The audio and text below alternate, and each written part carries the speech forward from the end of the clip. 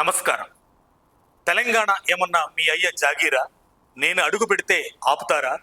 ఇది జనసేనాని ఏపీ ముఖ్యమంత్రి పవన్ కళ్యాణ్ వేసిన డైరెక్ట్ క్వశ్చన్. అవును, తెలంగాణ ఆవిర్భావ దినోత్సవం రోజున పవన్ కళ్యాణ్ చేసిన ఈ వ్యాఖ్యలు ఇప్పుడు రెండు రాష్ట్రాల రాజకీయాల్లో కాకరేపుతున్నాయి.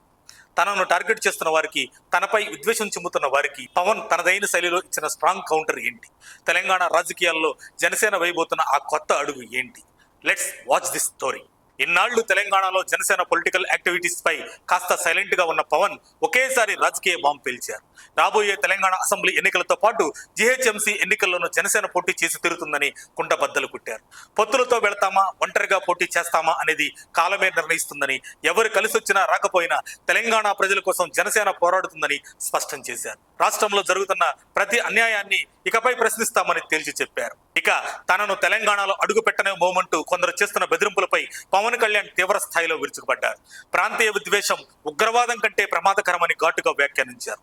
దేశంలో ఇలాంటి వేర్పాటువాద వాతావరణం సమగ్రతను దెబ్బతీస్తుందని ఆవేదన వ్యక్తం చేశారు. ఇదేమైనా భారతదేశమా లేక పాలస్తీనా, పాకిస్తానా అంటూ ఫైర్ అయ్యారు.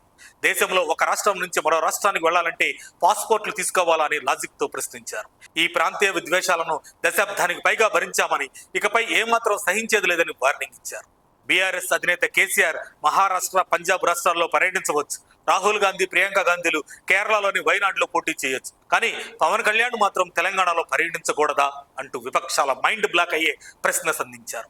కేవలం కొన్ని రాజకీయ పార్టీలు సోషల్ మీడియా ముసుగులోనే ఇలాంటి విద్వేషాలు రగులుతున్నాయని మండిపడ్డారు. తనపై వస్తున్న చెరువు కబ్జా ఆరోపణలపైన పవన్ అంతే ధీటుగా స్పందించారు. నేను చెరువును కబ్జా చేసినట్లు మీ దగ్గర ఆధారాలు ఉంటే నిర్ధారించండి, ఆ ఆస్తిని మొత్తం ప్రభుత్వానికి రాసిచ్చేస్తా అంటూ సవాల్ విసిరారు.